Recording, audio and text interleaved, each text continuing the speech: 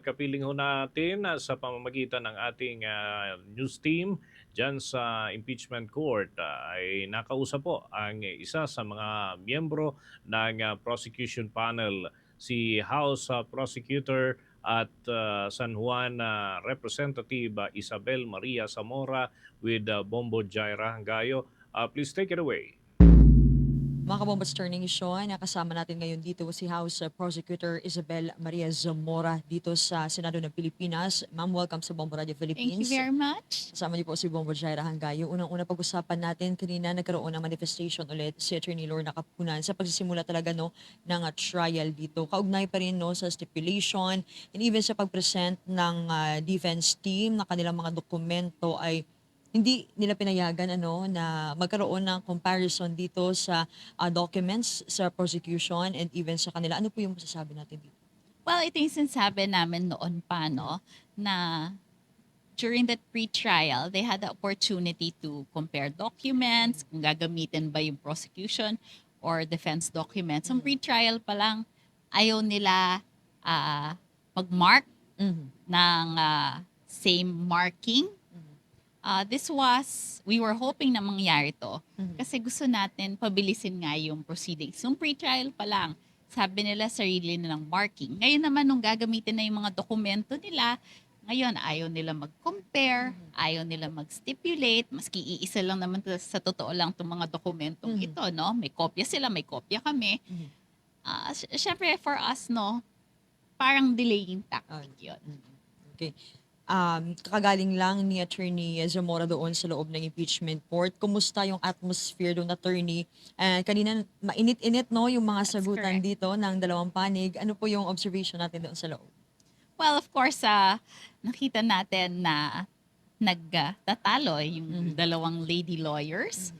And for us nga, no, yung cross ni Attorney Ferrer was or has been matapang to say the least. Nakita naman natin ng patience ni Attorney Lorna Kapunan din. Although, of course, no, naaaliw din tayo sa kanyang mga comments. But for Attorney Ferrer, we're hoping lang na hindi siya makipagtalo doon sa witness. Hindi dapat ginagawa yun. You do not argue with a witness. Kung hindi mo gusto ang sagot ng witness while you are doing your cross-examination, well, yun ang sagot niya. Hindi ka dapat makipagtalo sa kanya. So, yun lang ang ating comment doon. Isa sa mga highlights din kanina, si Attorney Christine Ferrer said misleading questions are allowed on cross-examination. May mga reaksyon dito Yes. ating mga listeners and viewers from a trial procedure standpoint, saan talaga nagtatapos itong permissible leading question at nagsisimula Okay. ang misleading question. Okay. Leading questions. Okay, leading ha. Sinasabi natin yan na sa direct exam, bawal ang leading questions. Ano ba ang leading question? Leading question yung may gusto kang sagot na makuha. So, yung tanong mo, nakapaloob na dun yung sagot. Okay? Kumbaga mag-yes or no na lang. Iko-confirm na lang nung witness yung sinabi sa tanong, no? So, yun ang leading. And bawal yun on direct or redirect. Ngayon, sa cross, bawal na bawal ang misleading questions. Ano ang misleading? Misleading is, from the term, mislead mo, may sinasabi ka na hindi naman yun yung binanggit muna ng witness. Kunyari, Madam Witness, sinabi mo kanina, pero sa totoo hindi niya sinabi yon. Yun ang misleading. And bawal yun sa cross.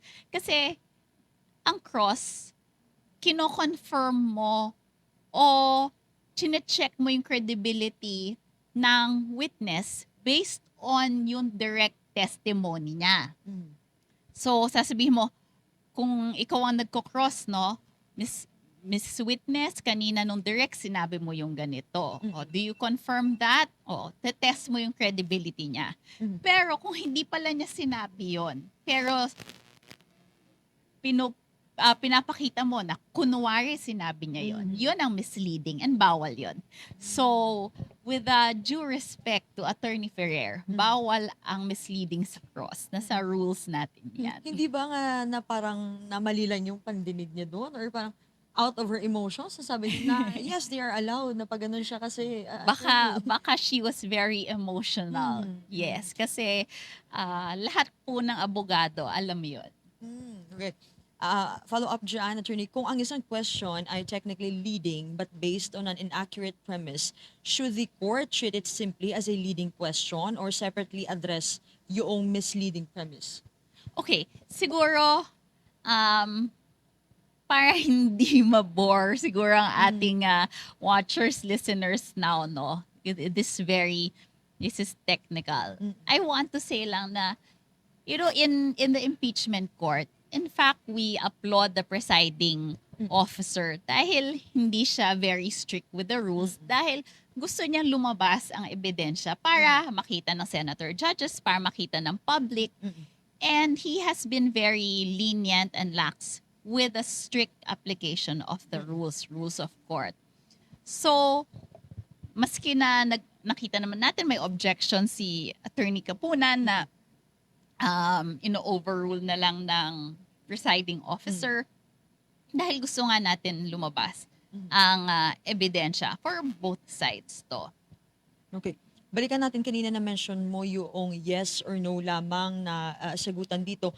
May naging pagtatalo rin sa paraan ng pagkuha ng sagot sa witness sa inyong legal standpoint hanggang saan maaring i-demand ng counsel na yes or no lang ang sagot ng witness. Kasi sinabi ni Attorney Kapunan kanina, may mga katanungan naman kasi talaga na hindi lamang yes and no yung sagot dito. That's correct, no? I understand, syempre, usually on cross sasabihin, yes or no lang, di ba?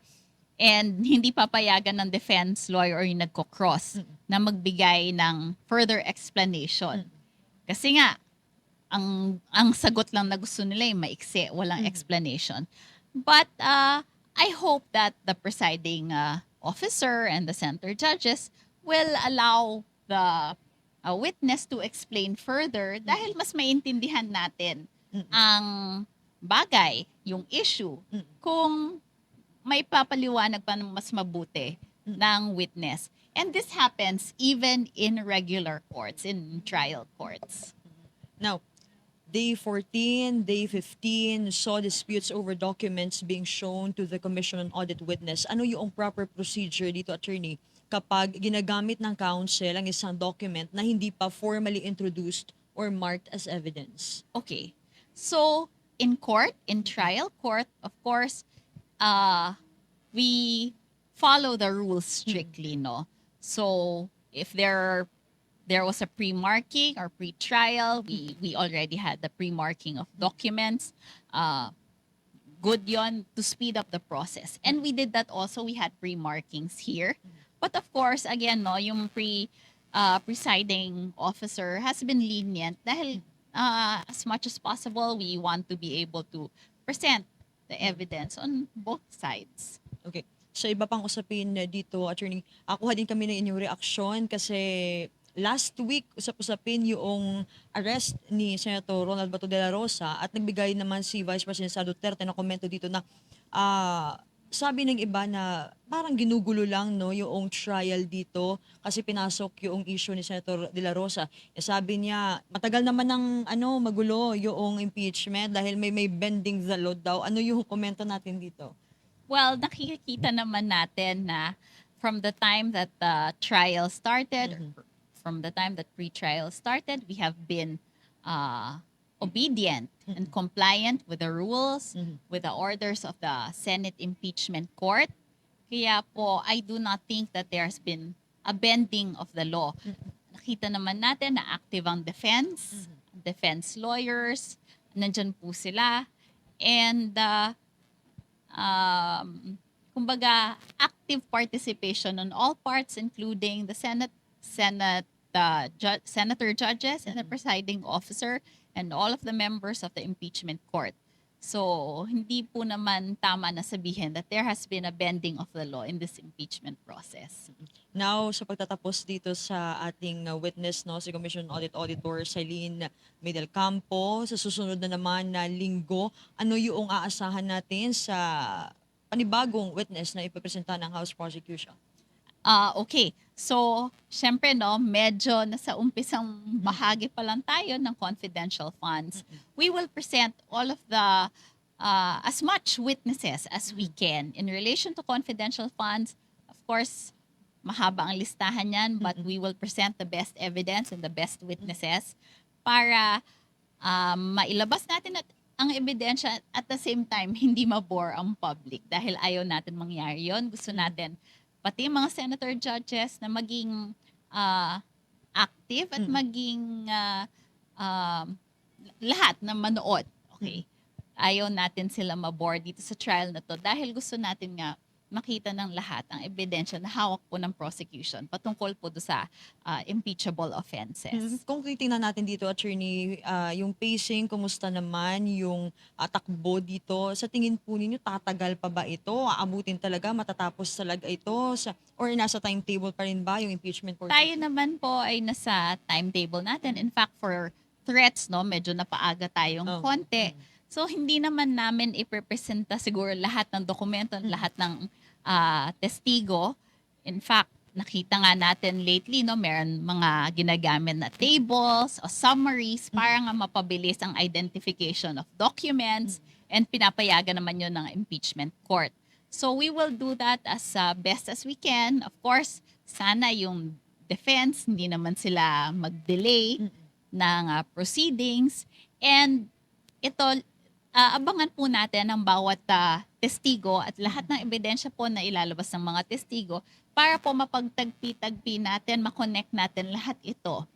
And mapakita natin yung pag-misuse, okay, hindi use, misuse ng confidential funds. So again, babalik tayo sa tanong natin nung umpisa pa lang, bakit ba impeachment? Bakit tayo may impeachment? And ang impeachment is about the fitness of the impeachable officer, in this case, yung Vice President, to continue to remain as the Vice President. So, yung mga ginawa ba niya in relation to the confidential funds, no? Yung pag-certify na tama yung mga dokumentong sinabmit, pag-certify na ginasta ito for confidential purposes, ito ba ay do this amount to betrayal of public trust? Meaning, tinaydor ba niya ang tiwala? Sinira ba niya ang tiwala ng taong bayan? Ngayong lumalabas itong mga ebidensyang ito. Thank you so much, attorney. Mga kabangos Thank you. Nation, si House Prosecutor Isabel Maria Zamora. Maraming salamat sa ating coverage team at sa ating bisita si Representative Zamora.